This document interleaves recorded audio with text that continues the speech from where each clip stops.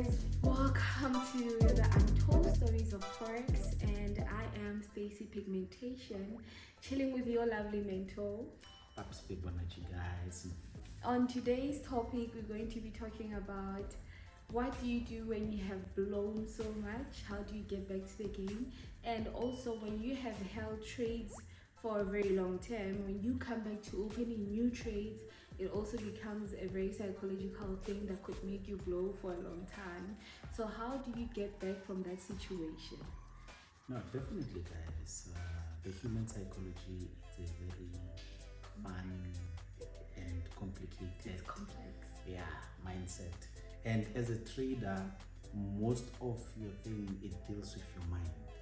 Because we all have wonderful strategies. You guys have beautiful strategies. Yeah. By the way, the guys that I've met, people who says they don't know how to trade, you guys know a lot. But the issue is psychology. What do you do when you've blown your last money? When you've made a whole lot of money, and after making that whole lot of money, then blowing it again. Those type of things.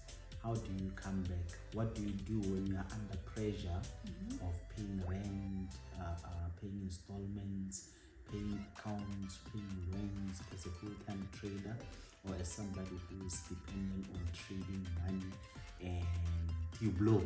Yeah. What do you do when you take a whole lot of money that you're not supposed to take? Let's say money for grocery, and you put it in the market and you blow. Yeah. Because those are the type of psychologies that affect you to such an extent that even when there are good opportunities in the market, you are afraid to take them. You are afraid to trade. Yeah, it hits you. It hits. Let's talk about our experiences. Also, with how we have met different people, spoke to different people, taught different people. There's one student we spoke to, it's just that we can't give the location and names, right? So that man blew over $1 million. Definitely. Right? And for him to come to us looking for help, we found that he is going through a lot. He was really literally afraid of placing a trade. His living conditions where he comes from were not good because he ended up on the streets and he was also coming to class, right? His trading psychology changed altogether, which can show you that it's only psychological that we go through financial problems and also come back and fix all of those financial problems. So when you are in that state, what do you do, Mighty? What do you do? As much as trading is technical, it's also spiritual. You need some backbone. You need something to rely on. You need something to rely on because of the market. If you are not careful, you can lose your life in the market. Commit suicide. Have a very depressing life because of the market. So you need to be very, very careful on how you trade and how you do things. Now let's I know we're supposed to do money management. That's common sense. Most good traders have their money management in play. But we know we are human. Sometimes you see a good opportunity, you over risk. Sometimes you want to make that million. So in those issues, guys, I can't say it's easy, because even now, after trading for almost 10 years, it's still not easy blowing. It hits you emotionally. You can even cry. It's very, very sad. But Mighty, let's talk about what separates you from when you have blown so much and you start going on your winning streak. Because I know that with the us, comeback, the comeback is also very difficult and important, right? So with me, after we have blown so much money, remember when we blew so much money that nobody knew us then. Guys, we were not famous, we were not doing all of these YouTube videos back then. And the comeback only took one trade with a $50, right? When I was trading V75 and it was just stuck in the face.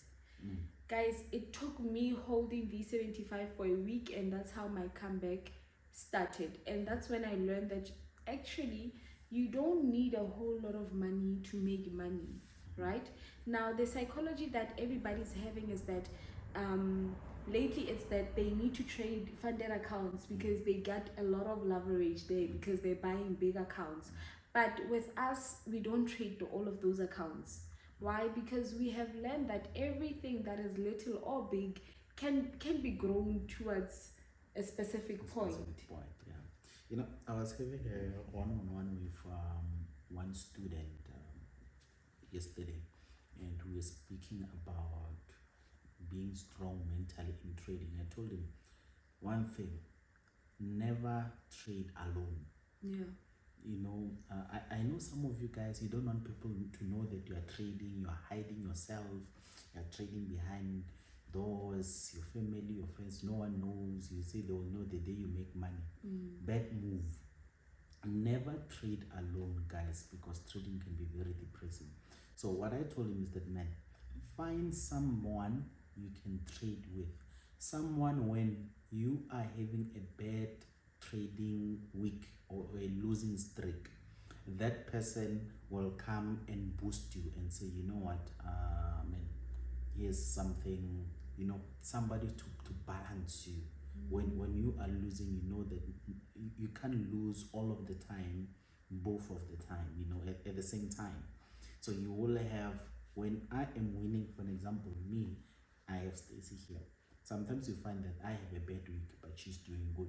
She can say, you know, my TR, here's something, get money to fund, you know, do this, do that. Even me, when I am good, I can say, woman of God, here is something, you know, we boost each other. Sometimes we laugh about our trades. You know, this thing blew me. You know what God did to me. You know what, you know, it helps you to cope emotionally. It helps you to cope mentally. It helps you to move better in the market. But if you are alone, you do not have that support. You do not have that structure. And, you know, some of these things, they become so difficult. You know, one of our friends who was trading with us, when we started to go through a losing streak, he isolated himself and underwent serious depression because he was alone, you know, and he was there. And by that time, you know, me and Stacey, we are just laughing over it. We are laughing off, you know what, I just lost 300K, you know, because we were losing a whole lot of money, you know, when COVID was hitting us badly. I just lost this, I just lost it. But there's that thing, don't worry, we will come back. Don't worry, we will bounce back. Don't worry, you have that person who says that to you. So get that person, you know, get that person. It may be your close friend, your cousin, your brother. You know that this person will have my back when I'm down. And the other disadvantage, then you will take over. Don't be that person who in the family or in your friends or in what, who is making it alone or who is making money alone. Learn to help and boost others. You know, when you are making money and you are trading, you can see you are making money, fund a friend, teach him, grow together. That friend will help you when things go south. So from what we have spoken about, we have given a reason of have a friend to trade with, do not trade alone. And also have somebody to share these emotions with because they are heavy to handle alone. And also we have spoken about in previous videos that we have spoken about, do not invest all your eggs in one basket.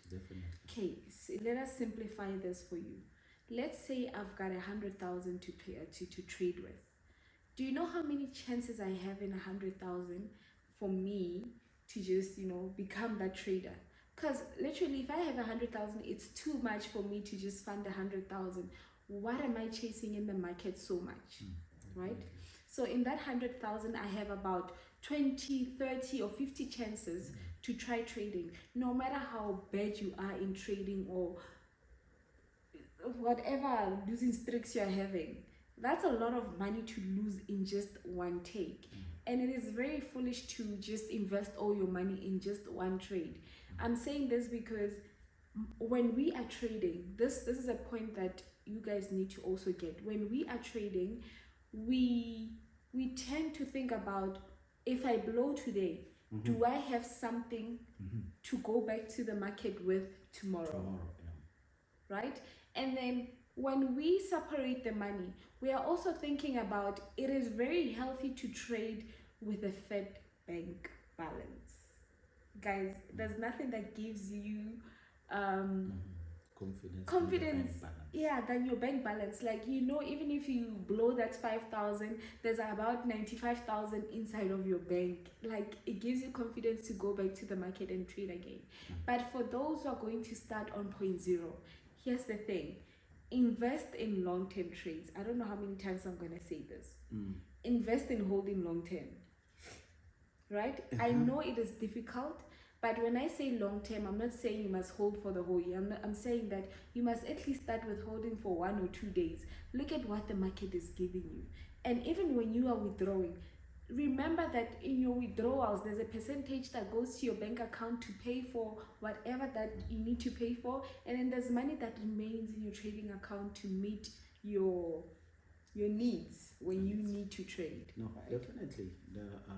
Definitely, guys. I do agree with Stacy as well. But when it also comes to long-term trades, guys, there is a mindset also behind that. That you need to develop also, because it's not easy seeing that retracement coming back, after seeing so much money. And so I'm saying hold for like 2 to 3 days and then exit. You start small by small up until you understand that, when the market gets to a specific point, I can exit actually. Probably if you have opened 5 trades, you can exit 3. Yeah. When the market comes back to retest, you know that you're going to enter more. Definitely. That's how we treat long-term trading, some of us. And let me tell you about the recent thing that happened with Babs and I. I think we experienced the very same thing, but in different trades. I was holding Volatility 51S. He was holding something else. And then I told him that, I think I need this money. Yeah. I want to exit this trade. Then he was like, your exit. After I exited, the market went. It shot. I looked at it and I was like, yeah, you know what? Now I know how most people feel when they leave premature trades. Like, when you leave your trades without expecting that the market is going to shoot so much, coming back to the market can affect your psychology also. Why? Because you are crying over something you have let go in the past. Emotional trading, very, very dangerous, guys. And your mind is a way to convince you to say that you deserve that money, you need that money. Then you find yourself going into the market so emotional, believing that money is yours. You must get whatever you've lost or whatever you didn't get. And that's one of the most dangerous trade. Hey, emotional trading, guys, you can lose a whole lot of money in just a split second. I know myself. I once, this thing of, we like to say, separate your money so that you have more than one opportunity. Yes. Emotional trading can make you blow 10 times in a row on a single trade. Yes, because when you believe that a trade is going to buy and it keeps on selling, whenever you see an opportunity that is creating to buy, you enter, it keeps on selling. And that will be you emotionally are taking a trade without understanding where is it. Conditions of the market. Also, you need to understand the conditions of the market that you're trading, right? Definitely. Let's say you have held, let's talk about how V100 has sold so much and it is still down there. And you're looking for buy opportunities, but you do not know if they're ready or not. And then you enter and it blows you, it keeps on blowing you. And when you literally get it right, you want to hold long term, but it is just not ready yet to create those buy streaks. you are going to be affected emotionally. So when you come back after holding so long, or after the market has moved so much and you have missed those entries, look at the conditions of the market. Do they allow you to trade? Is it something that's moving or stagnant? Definitely, guys. Very, very important. And have rules. Yeah. Rules to say that if I blow, my rule is that if I blow more than 2 times, maximum 3 times in a trade, I leave it. Probably I won't trade for the next 2 days, or I won't trade for the next week. Those rules are very, very, very important. Yes. Because remember, with a new day, there's a new opportunity. With a new week, there's a new opportunity. And with a new month, there's also a new opportunity. So you are stuck in old conditions and old opportunities, that to an extent that when new opportunities come, you don't have money anymore because of you put all of your money in just one opportunity. And one thing with the market can move, like fundamentals, how they move. It can move so much, guys. Never think that you'll never get another opportunity like that in the market. There is always, and there will always be, massive opportunities in the market. The mistakes that we make is emotional trading, like Babale has said. If you have missed an entry in the market, you feel like you are left behind, because the minute you go to Instagram, you're gonna receive people are posting about the opportunity that they've got. But if literally you're suffering from fear of missing out, you are honestly going to blow. You are going to look for a train that is just rushing out of control, that you can't even catch. It will be like you trying to trade a fundamental that has shot to one direction and it comes back to just take people out. After liquidating people, it just goes to the right direction. So I think we're gonna have a part 2 of this. Yeah, we'll definitely have a part 2. Yeah. We are done. We are done. This short, hey, We're getting hot. Yeah, I think a part 2. We are done. Yes. A part 2 do. So guys, stay tuned for a part 2, whereby we go on and on about every emotion that we go through when we try to trade after blowing for a long time. Yes, peace for me. Peace to me.